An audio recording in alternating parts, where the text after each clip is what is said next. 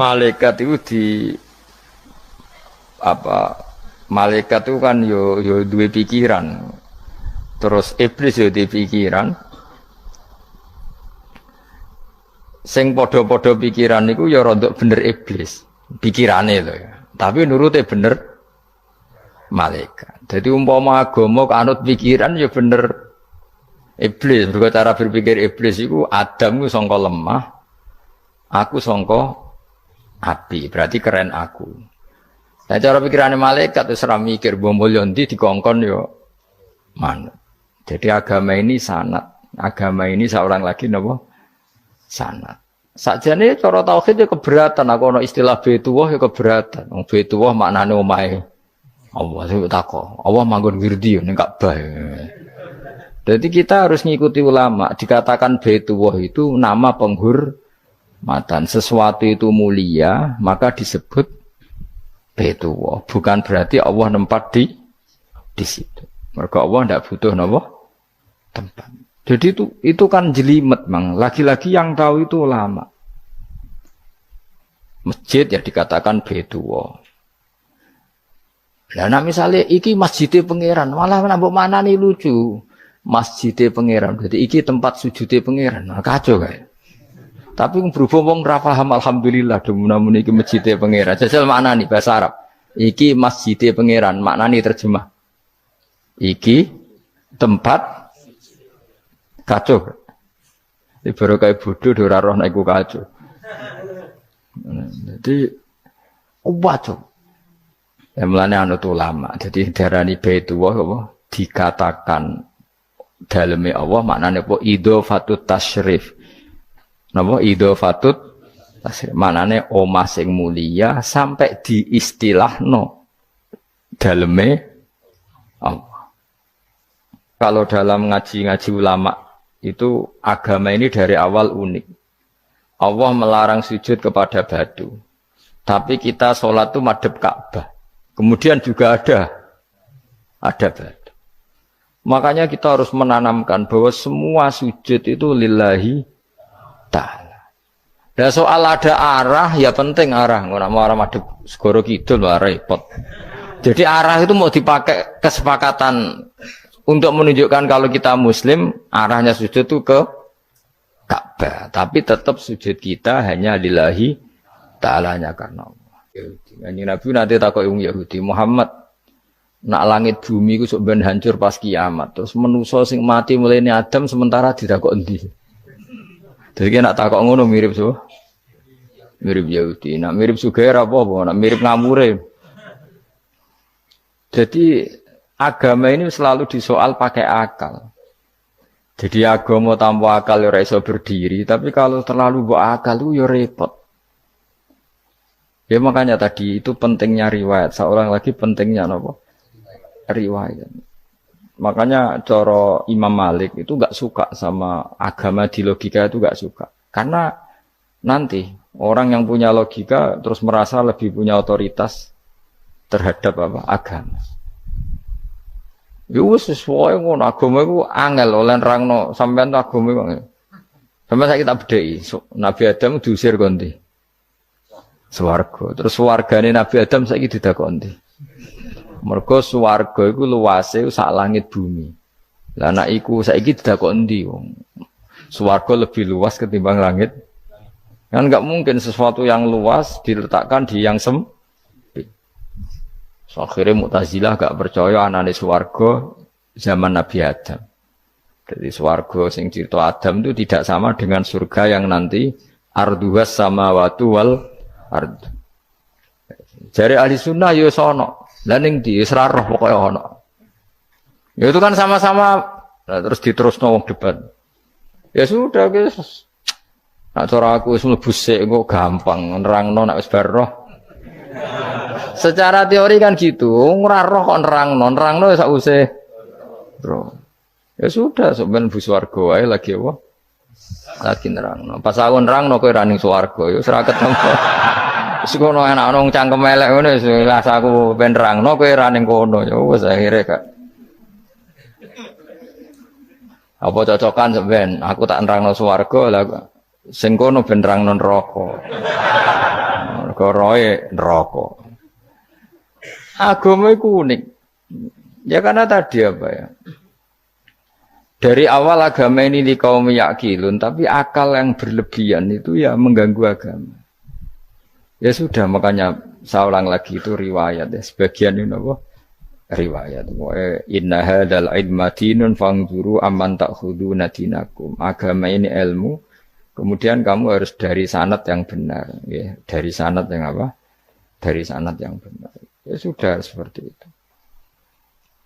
Mana itu kalau setuju model kayak sholat sunat safar tidak harus madhep kiblat terus. Jadi agama ini sudah unik. Misalnya gini ya, sholat fardu kan wajib kiblat, tapi ada sholat yang nggak usah madhep kiblat, yaitu sunat safar. Misalnya orang di pesawat gini. Karena guling-gilingan, hakikatnya kiblat itu tidak fokus kita namun Allah Subhanahu wa Ta'ala. Jadi memang agama, tapi lagi-lagi itu butuh riwayat. Seorang lagi butuh riwayat. Kalau nggak pakai riwayat, terus kok Abu Nawas kabeh. Karena tadi Amerika, seorang lagi Amerika, itu kalau dibor pas New York itu kena Ka'bah. Lah logikanya kalau arahnya pas itu kan bebas arah. Berarti orang Amerika oleh sholat bebas. Tidak bisa seperti itu, ya tetap anut konsensus ulama sana atau tradisi sana, kiblat itu ngambil arah mana. Karena dia pas. Ya bumi yang ada arah itu secara akal kan hanya rubuk 1/4. Makanya kalau kamu belajar falak itu ada rubuk. Lainnya itu sudah ada arah. Misalnya bumi bulat bola, yang sama atas dikatakan sama-sama di atas. Ya kadarnya hanya 1/4. Lainnya itu sudah dikatakan samping. Makanya seperti Denmark, itu ada daerah yang siang itu sampai 3 bulan, entah berapa siklus sekian puluh tahun. Ada yang lebih lama siangnya, sampai 18 jam. Kalau di Eropa kadang puasa itu sampai 18 jam. Ada yang selalu gak kena matahari, kayak kutub utara, kutub selatan. Nah makanya kalau misalnya sholat itu ngikuti apa? Kalau ngikuti matahari orang kutub sholatnya hanya maghrib, isya, subuh. Gak wajib poso orang tahu ono rino misalnya. Ya tidak bisa seperti itu. Jadi kalau nuruti logika kan terus berdebat terus. Tapi kalau nuruti rasa sebagai hamba. Orang kutub butuh sujud sama Allah. Orang kutub butuh loyal sama Allah dengan memperlakukan puasa. Ya sudah, akhirnya kita harus puasa. Nah, lalu kalau ukurannya matahari, mereka tidak punya matahari. Memangnya puasa itu penyebabnya wujudnya matahari, apa penyebabnya loyalitas sama Allah Subhanahu wa Ta'ala? Loyalitas. Kalau penyebabnya matahari ya, berarti kalau nggak ada matahari, nggak usah apa? Tidak usah seperti itu cara berpikir. Makanya ngikuti ulama. Karena ulama yang tahu tradisinya Allah dan Rasul. Ya seorang lagi ulama yang tahu tradisinya Allah dan Rasul. Meskipun ya kadang saya enak dewe ulama. Mergo ya kadang ya mau kalau bolak-balik ngomong. Gak diterang nombek cangkem elek ora paham-paham. Makanya masyhur itu ada kiai di debat sama orang rodok PKI. Pak Kiai, kalau setan dari api masuk api kan biasa. Terus susahnya apa? Mau materinya dari api. Terus Kiai itu mek lemah, sawurna raine. Loro cung, nggih sakit. Jare wong kok lemah, kena lemah kok loro. Karena serak kena diterangno. Manusia materinya kan dari tanah, berarti kena dipendem urip-uripan. Piye ya?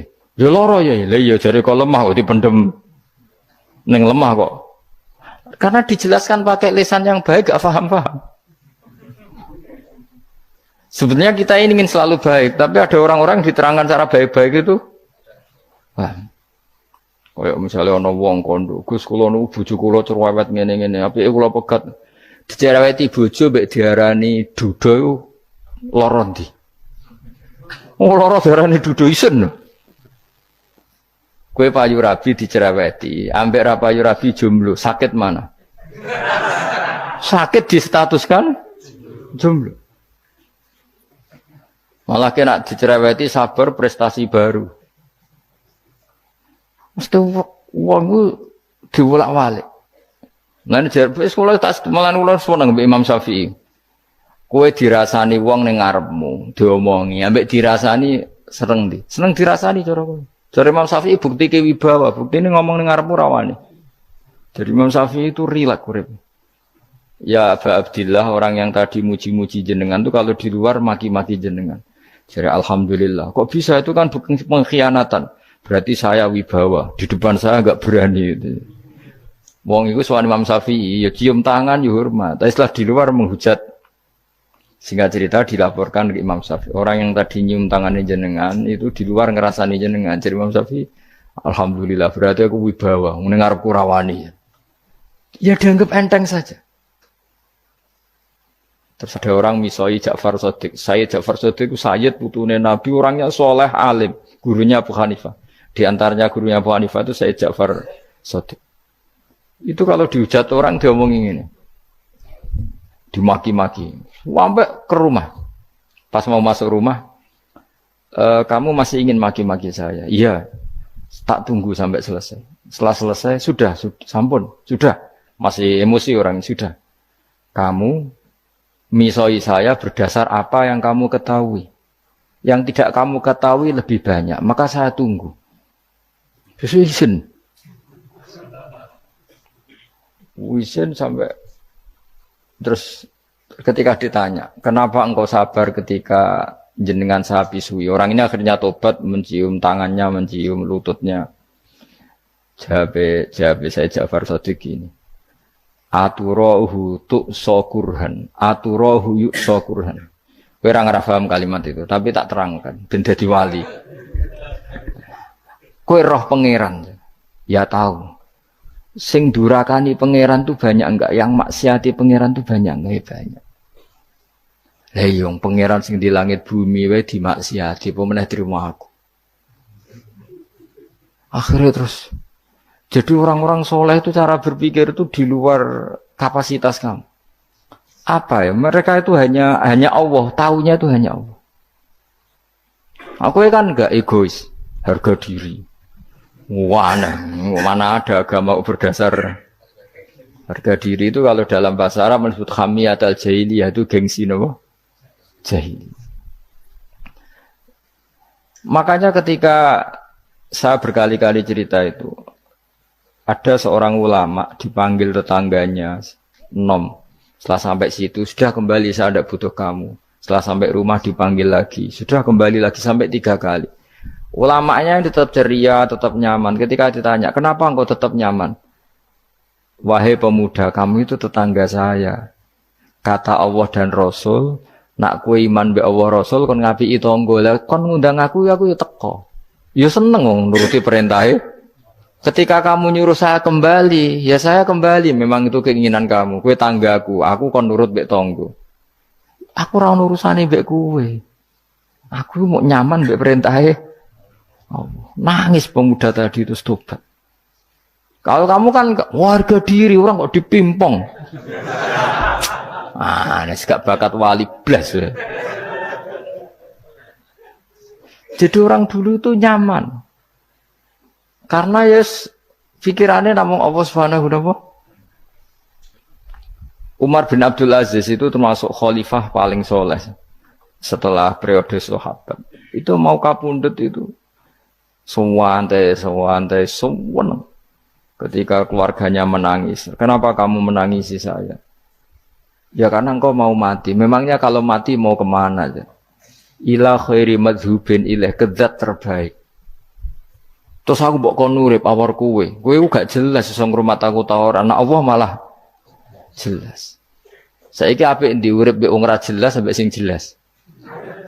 Ya wis kabundut. Kowe kan gak mati ku wedi. Dosane akeh. Lah mungkin nek urip terus ora dosa apa to ngene. Mung gaya tok asline. Dosa kula cek kathah Gus kok mati terus. Ya malah apik mati biar dosa meneh. Biasa wae nek ape mati biasa karena potensinya kamu urip suwi ku dosane apa taat meneh. Ya jawab. Potensine. Dosa meneh apa taat meneh? Apa ya dosa ya taat. Terus pas mati pas taat atau pas dosa? Ora usah ngono biasa ya. Sampai mati ae matur pangeran Gusti nak saene mati nggih. Mati mawon nak saene urip nggih. Urip mawon Gusti semua anut jenengan wis. Zaman kula urip sing ngrumat nggih jenengan mungkin sampean mati sing ngelola nggih napa? Jenengan pun donya sing ngurusi jenengan. Kan sebenarnya kalau kita berpikir gitu kan nyaman. Zaman kamu hidup yang mengendalikan jantung, paru-paru, oksigen juga Allah. Dan kamu enggak tahu caranya, tahu-tahu hidup. Tapi setelah mati dikubur kamu iskal. Lalu sistem pernafasan saya gimana setelah saya mati? Memangnya zaman yang dunia kowe roh. Oh karena ada oksigen. Nah, terus oksigen wujudnya karena apa kowe ya ora roh. Oksigen dari zat gini lah zat iku kok sapa ya ora roh. Mau gaya tok ngomong mau tetep akhir ora roh. Lan kadang kula gawok mbek wong goblok wis ora roh kabeh dari awal mau alam semoga iku gak usah nerang. Nah, artinya gini, kalau zaman di dunia kamu tidak bisa mengelola diri kamu sendiri, juga sama setelah mati tidak bisa mengelola diri kamu sendiri. Semua itu al-amru biyadil, semua itu dalam kekuasaan Allah Subhanahu wa ta'ala. Ya sudah, alaihi tawakkaltu wa ilaihi unib. Ya sudah, kita pasrah saja dan kita hanya kembali kepada Allah Subhanahu wa ta'ala. Ya sudah, itu agama. Tapi nak bawa logika pakai akal. Wah itu orang mati itu sudah nggak bisa apa-apa, sudah jadi tanah gini-gini. Ya, masalah catekar yang ngerti, jadi tanah itu tidak bisa apa-apa. Tapi masalahnya kita ini dikendalikan oleh zat yang bisa mengelola semua. Yaitu Nabi Adam diciptakan juga dari tanah. Ya sudah hanya berdasar riwayat itu yang kita akhirnya meyakini setelah kita mati juga bisa hidup lagi. Tapi rasa khawatir, iblis itu ya dhaif, iblis ya lemah. Nyatane ya kowe tetap ngaji jalalan. Berarti ora sukses menyesatkan. Kodang di kowe iblis. Ya kodang sampean, kon ra ngaji tetap ngaji. Kon paham tetap ra paham. Berarti iblis itu enggak keren loh. Betul, saya setiap melihat orang sholat itu menyaksikan kekalahan apa? Iblis. Jadi iblis itu ya kalah ora kok hebat ya ora. Biasa mawon ora usah sing hebat ya namung pangeran. Dari awal iblis wis menyerah ngadepi orang sing ikhlas. Ikhlas itu dimulai dari awal. Cara bahasa Inggris pokoke hilir sampai hulu sampai hilir kudu ikhlas kabeh. Misale kita duit, yakin nek iku wae Allah. Sehingga kita ketika ngasihkan orang itu kamu enggak merasa itu milik kamu. Sehingga enggak gampang undat. Selagi itu kamu benar keduanya awalnya salah itu masih mungkin tidak ikhlas. Uang ini milik saya, tak kasihkan kamu dengan ikhlas. Kalimat milik saya ini menjadikan suatu saat kamu jadi undat-undat karena milik saya. Tapi kalau ikhlasnya dari depan, uang ini milik Allah, ilmunya bahak milik Allah. Terus tak kasihkan kamu juga hambanya. Dari awal kan merasa saya tidak punya apa-apa. Tapi selagi saya ikhlasnya hanya separuh. Ilmu saya tak kasihkan kamu karena Allah, berarti masih potensi enggak ikhlas ya. Jadi kalau ngelatih ikhlas itu harus dua-duanya. Kamu punya uang milik Allah, punya ilmu milik Allah, punya jabatan milik Allah, kemudian kamu kasihkan sesuai perintah Allah. Itu lebih mudah ikhlas karena la haula wala quwata illa billah. Selagi masih separuh saja salah, itu potensi berikutnya juga ikut salah. Misalnya aku ngurmat yatim kok ikhlas, duitku tak kena. Kata duitku itu menjadikan suatu saat. Dulu tak rumat loh, saiki jebule lali aku. Tapi kalau alhamdulillah saya pernah digerakkan Allah ngurmat yatim dengan milik Allah juga. Sehingga kita sekedar pernah melakukan ketaatan ini senang. Enggak penting berikutnya anak yatim ini nanti peduli kita apa enggak, enggak penting. Yaitu ikhlas ya. Ikhlas itu sesuatu yang semuanya lillahi ta'ala ya, dan inna sholati wa nusuki wa mahyaya wa mamati lillahi rabbil alamin. Masyhur itu khilafnya ulama. Apakah malaikat itu termasuk umatnya kanjeng Nabi Muhammad sallallahu alaihi wasallam? Ada ulama yang mengatakan cara pandang Nabi diutus itu untuk mensolehkan yang tidak soleh atau mensolehkan yang potensi tidak soleh. Kan orang itu ada dua, ada yang memang tidak soleh disolehkan. Ada yang potensi tidak soleh. Sebetulnya sudah soleh, tapi potensi juga tidak soleh. Terus disolehkan. Nah, malaikat ini kan tidak berpotensi maksiat, sehingga enggak butuh nabi. Seorang lagi, malaikat itu kan nggak mungkin nggak soleh, selalu soleh. Berarti nggak butuh nabi. Itu cara pikiran Imam Suyuti. Sehingga dia mengatakan Quran itu memperingatkan semuanya kecuali malaikat. Karena malaikat tanpa diperingatkan sudah soleh. Tapi kata ulama yang lain tidak seperti itu. Malaikat tetap senang sebagai umatnya Rasulullah Shallallahu Alaihi Wasallam karena butuh status tasyrif. Tasyrif itu keren. Nanti ditakoki kowe melok kelompok isopo, melok kelompok Kanjeng Nabi Muhammad Shallallahu Alaihi Wasallam. Sehingga kalau nanti ditanya Allah, mimman anta misalnya, min ummati habibika Muhammad, itu keren. Kayak termasuk umatnya kekasihmu Nabi Muhammad Shallallahu Alaihi Wasallam. Lalu kamu ngikuti apa? Yo min ahsani kitabik, mengikuti kitab terbaikmu ya Allah.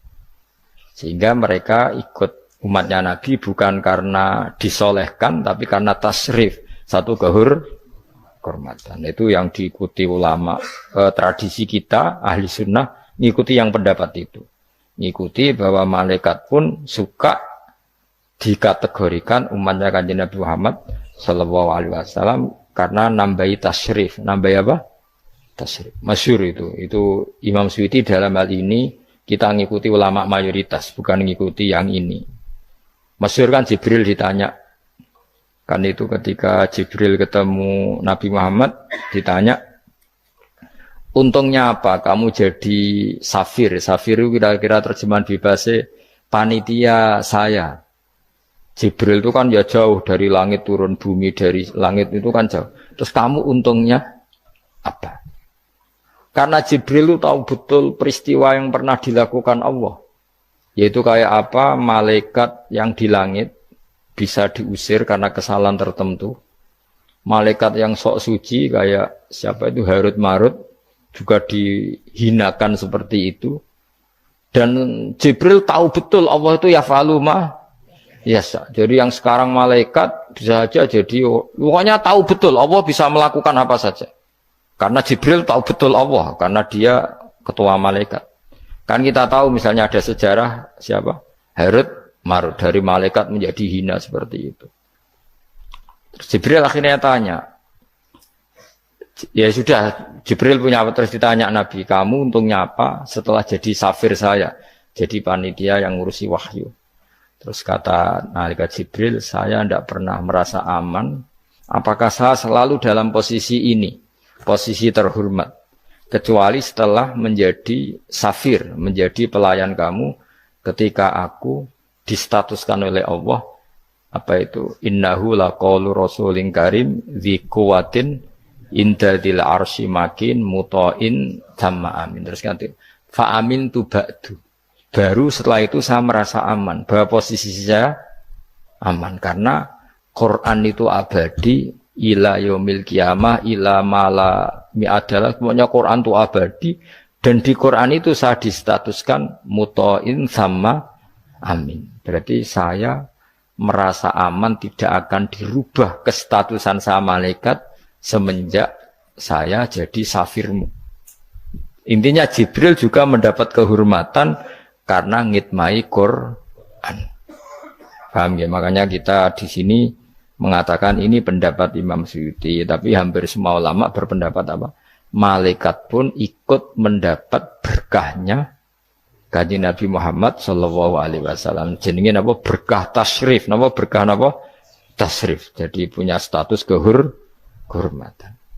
Nah, yang dikatakan Imam Suyuti itu murni logika. Murni logika tadi, yang namanya Quran itu memberi peringatan supaya yang enggak soleh menjadi soleh, dan malaikat tidak butuh itu karena sudah selalu soleh ya. Jadi itu logika saja, tapi kita berkeyakinan malaikat pun butuh, tapi untuk kehormatan.